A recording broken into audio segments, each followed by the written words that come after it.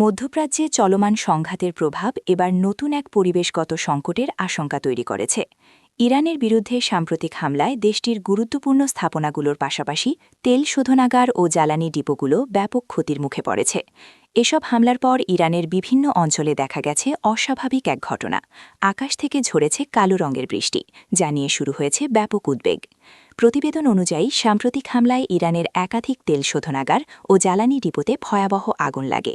এই আগুন থেকে বিপুল পরিমাণ বিষাক্ত ধোঁয়া ও রাসায়নিক উপাদান বাতাসে ছড়িয়ে পড়ে। ধারণা করা হচ্ছে সেই দূষিত ধোঁয়ার মেঘ থেকেই কিছু এলাকায় তেল মিশ্রিত বা কালচে বৃষ্টিপাতের ঘটনা ঘটেছে।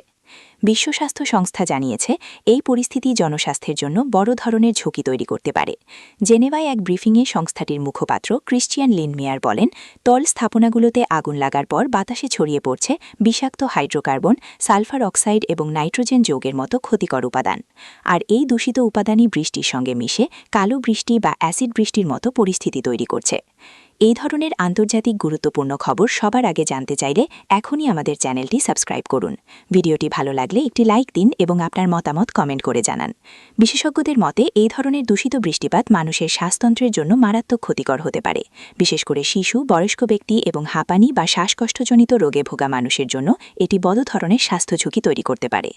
এদিকে পরিস্থিতি বিবেচনায় ইরান সরকার জনগণকে সতর্ক থাকতে বলেছে।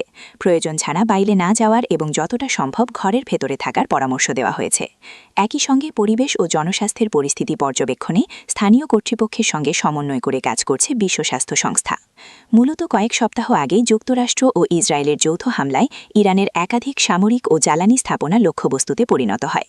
এরপর থেকেই পাল্টা হামলা এবং উত্তেজনা দ্রুত ছড়িয়ে পড়ে পুরো মধ্যপ্রাচ্য জুড়ে। এখন সেই যুদ্ধের ধোঁয়া শুধু আকাশেই নয়, বৃষ্টির পানিতেও নেমে আসছে, যা নতুন করে উদ্বেগ বাড়াচ্ছে পুরো অঞ্চলে।